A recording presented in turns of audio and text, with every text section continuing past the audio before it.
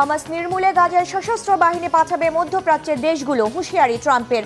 আরবরা কি হামাসের বিরুদ্ধে অস্ত্র ধরবে? পুতিন ট্রাম্প বৈঠক বাতিল, গাজায় সফল হলেও থামাতে পারলেন না ইউক্রেন রাশিয়া যুদ্ধ। পুতিনের চালে কি হারলেন ট্রাম্প? বিরল এক কেলেঙ্কারিতে ইরান, আয়াতুল্লাহ আলী খামেনির ঘনিষ্ঠ সহযোগী শাম খানির মেয়ের খোলামেলা বিয়ের পোশাকের ভিডিও ফাঁস।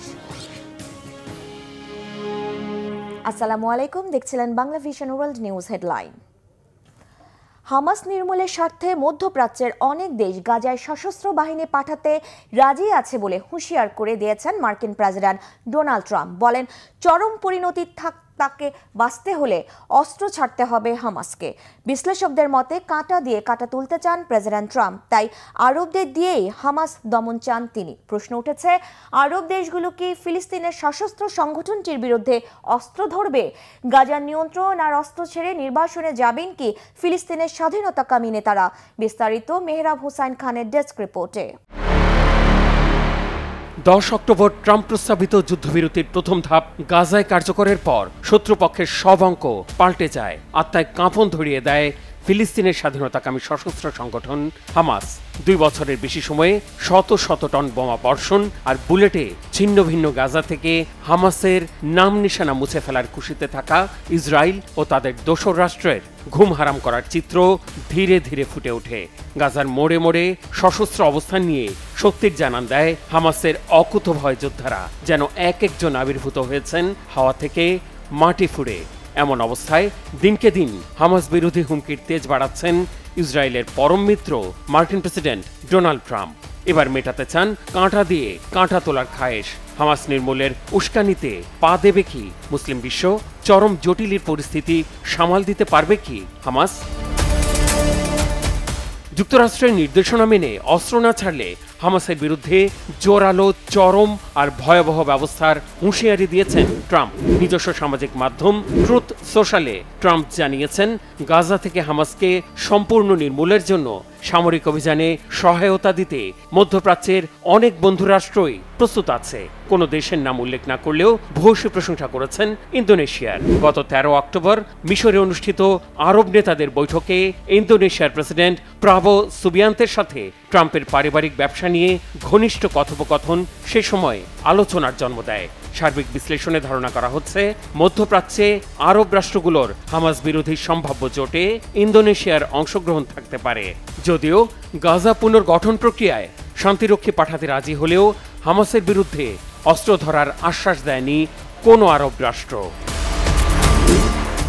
এমন অবস্থায় হামাস লড়ছে কঠিন এক বাস্তবতার বিরুদ্ধে। গাজা যুদ্ধে ইসরায়েলের প্রধান পৃষ্ঠপোষক যুক্তরাষ্ট্রের কৌশলের কাছে নতি স্বীকার করে অস্ত্র সমর্পণ আর হামাসের শীর্ষ নেতারা নির্বাসনে গেলে সংগঠনটি অস্তিত্ব সংকটে পড়া দিবালোকের মতো স্পষ্ট। এমন জটিল পরিস্থিতিতে হামাসকে লড়তে হচ্ছে স্থানীয় একাধিক সশস্ত্র গোষ্ঠীর বিরুদ্ধেও। সুযোগ সন্ধানী গোষ্ঠীগুলোর প্রধান পৃষ্ঠপোষক স্বাধীন ফিলিস্তিনের দাবিকে ভয়ঙ্কর দুঃস্বপ্নে পাল্টে দেয়া ইসরায়েল। এখানেই শেষ নয়, শাবাবের মতো কোনো কোনো গোষ্ঠীকে পরোক্ষ সহায়তা দিচ্ছে যুক্তরাষ্ট্র। সুযোগ সন্ধানী এই গোষ্ঠীগুলোকে এতদিন গোপনে অর্থ আর অস্ত্র সহায়তা দিলেও হামাস দমনের লক্ষ্য বাস্তবায়নে ইদানিং প্রকাশ্যে এদের ব্যবহারের কথা বলতে শুরু করেছে ট্রাম্প প্রশাসন। খোলাখুলি বলতে গেলে প্রেসিডেন্ট ট্রাম্পের ঐতিহাসিক গাজা যুদ্ধবিরতি চুক্তির 1 সপ্তাহে যে অগ্রগতি দেখছি তা প্রত্যাশার থেকেও বেশি। খুব কঠিন সময় পার করতে হচ্ছে।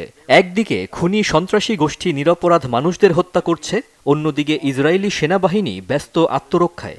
এই দুইয়ের মাঝে পড়ে মাসুল দেয়া নিরস্ত্র ফিলিস্তিনিদের জন্য সেনা তত্ত্বাবধানের চিকিৎসা কেন্দ্র খোলার ব্যবস্থা করে চমৎকার কাজ করেছে ইসরায়েল। এজন্য ইসরায়েলি বন্ধুদের ধন্যবাদ জানাচ্ছি। এদিকে গাজা যুদ্ধবিরতি চলাকালে ইসরায়েলি বাহিনী শতাধিক ফিলিস্তিনিকে হত্যা করলেও সামগ্রিক অর্জন প্রত্যাশা ছাড়ানোর দাবি করেছেন মার্কিন ভাইস প্রেসিডেন্ট জেডি ভ্যান্স।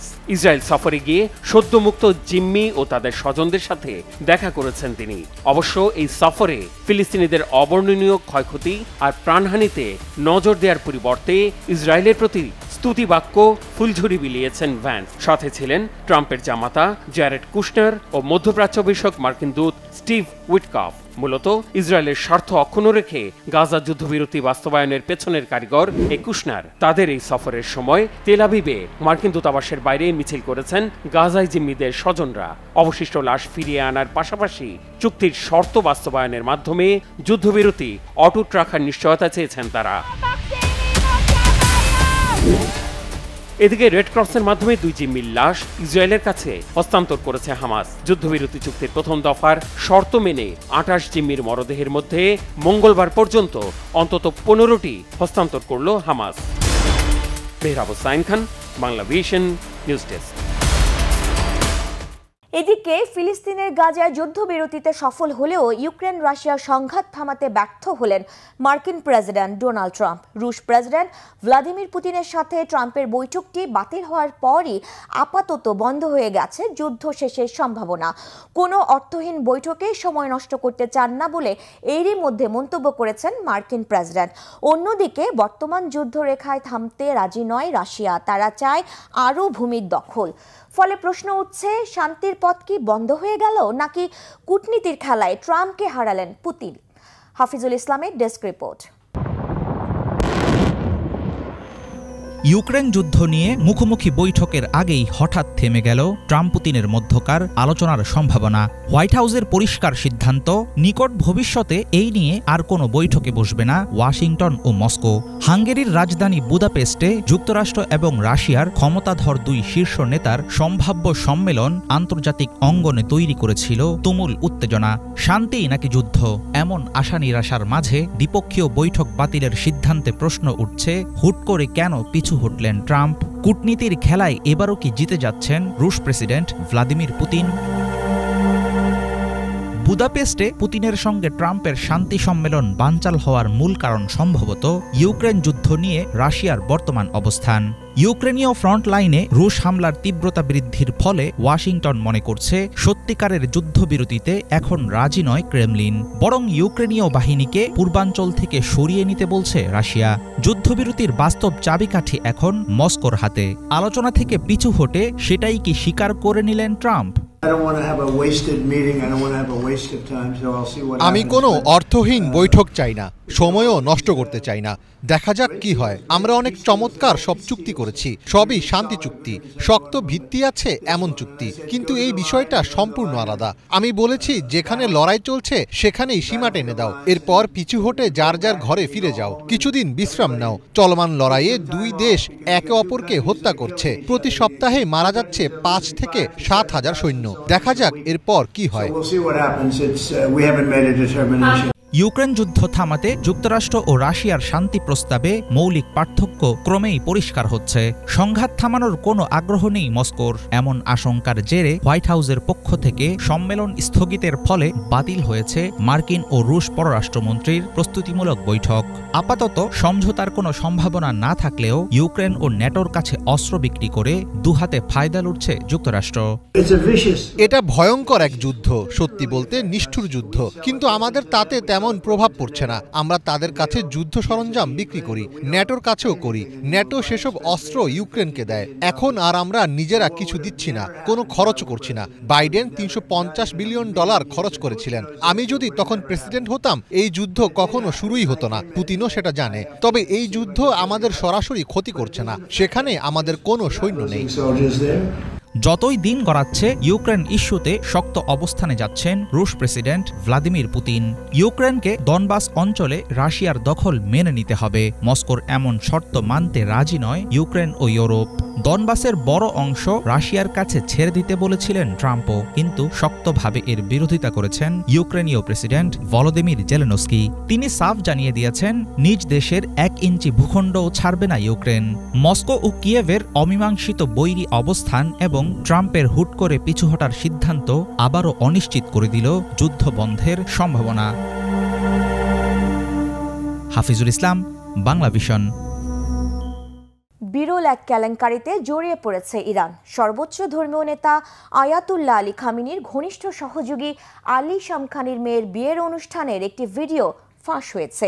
এতে দেখা গেছে শাম খানের মেয়ে নববধূ পরেছেন কাঁধ ও বাহু খোলা একটি বিয়ের পোশাক।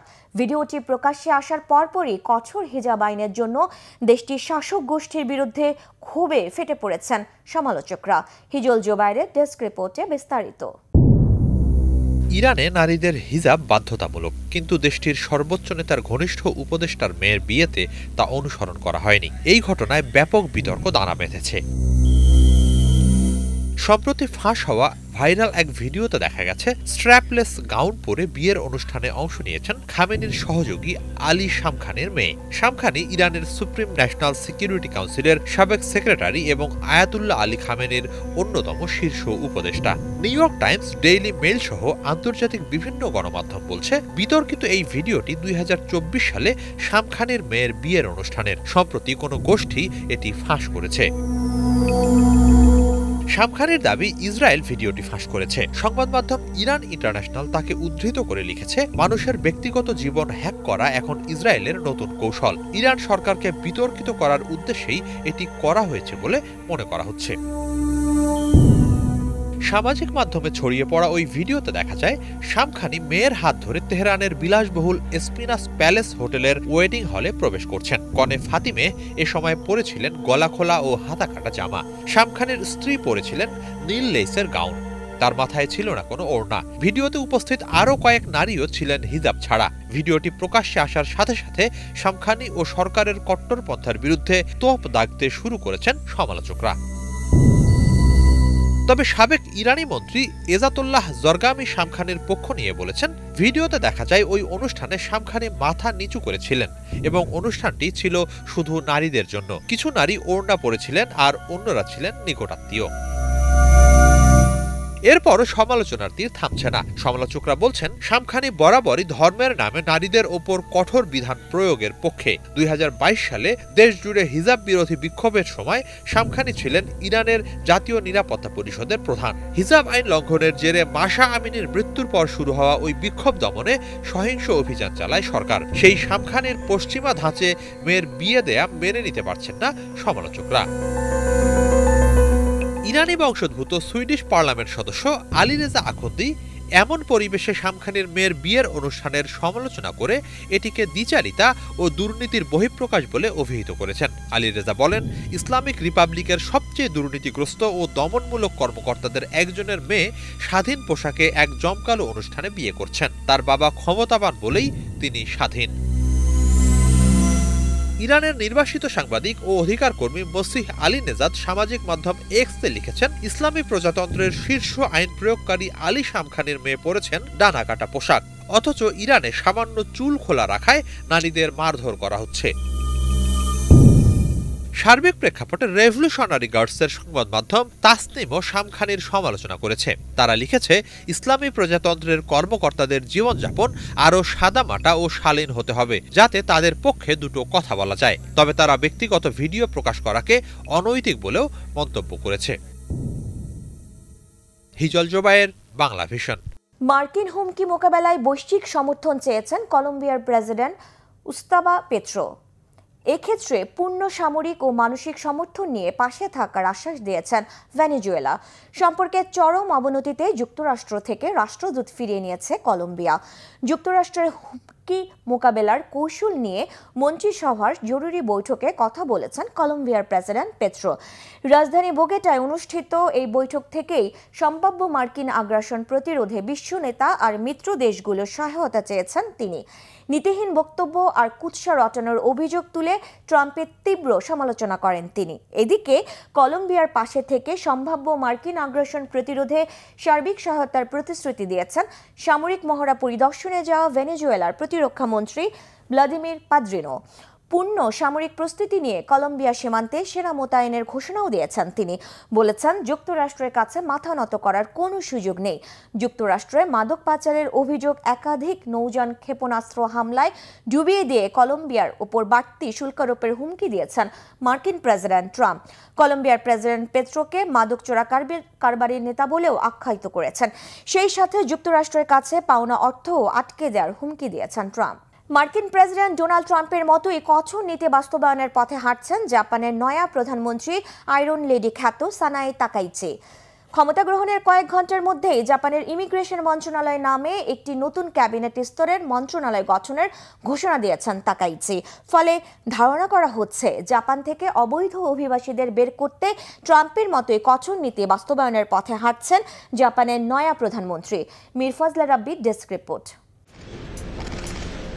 একসময় ছিলেন টিভি উপস্থাপিকা, ছিলেন একটি হেভি মেটাল ব্যান্ডের ড্রামারও। পরে রাজনীতিতে এসে পেয়ে যান এমপি ও মন্ত্রী পদ। আর এবার রীতিমতো ইতিহাস গড়লেন জাপানের আয়রন লেডি খ্যাত সানায়ে তাকাইচি। পার্লামেন্টের ভোটে জয়ী হয়ে জাপানের প্রথম নারী প্রধানমন্ত্রী হলেন তিনি। 21 অক্টোবর জাপানের 104তম প্রধানমন্ত্রী হিসেবে শপথ নেন সানায়ে তাকাইচি। 64 বছর বয়সী এই রক্ষণশীল রাজনীতিক সাবেক প্রধানমন্ত্রী শিনজো অ্যাবের ঘনিষ্ঠ সহযোগী ও রাজনৈতিক উত্তরসূরি হিসেবে পরিচিত। তিনি দীর্ঘদিন ধরে ক্ষমতাসীন লিবারেল ডেমোক্রেটিক পার্টি এলডিপির অন্যতম প্রভাবশালী কণ্ঠস্বর।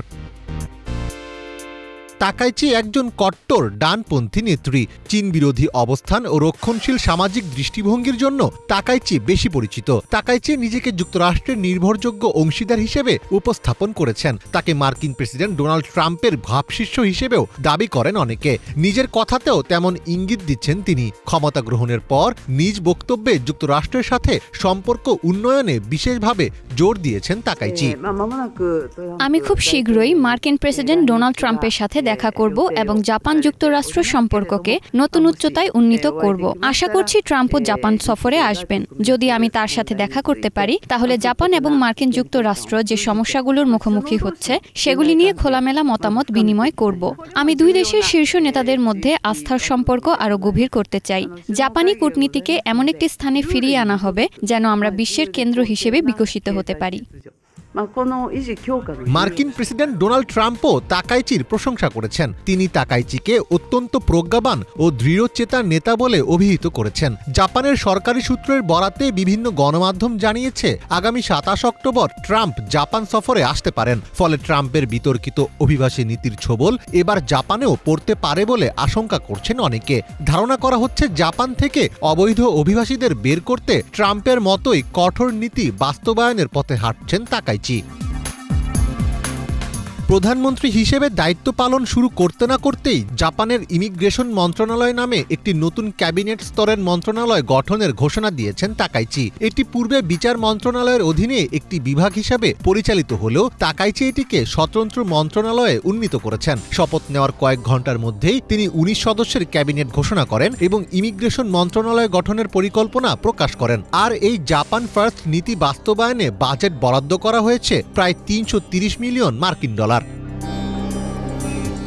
নতুন ইমিগ্রেশন মন্ত্রণালয়ের প্রাথমিক লক্ষ্য হল অবৈধ অভিবাসীদের নির্বাসন এবং পুনরায় দেশে ফেরত পাঠানোর নীতি কঠোরভাবে বাস্তবায়ন করা। তাকাইচি দাবি করেছেন অবৈধ অভিবাসনের বিরুদ্ধে জনগণের মধ্যে ক্রমবর্ধমান ক্ষোভ রয়েছে। জাপানের সাংস্কৃতিক একতা এবং কম অপরাধের হার বজায় রাখার জন্য তিনি এটিকে অভ্যন্তরীণ সংকট হিসেবে চিহ্নিত করেছেন। জাপানে জাতীয়তাবাদী দৃষ্টিভঙ্গি প্রতিষ্ঠিত করতে তাকাইচি কতটা সফল হন সেটিই এখন দেখার বিষয়। মীর ফজলে রাব্বি, বাংলা ভিশন। এই ছিল আজকের মতো, সাথে থাকায় ধন্যবাদ।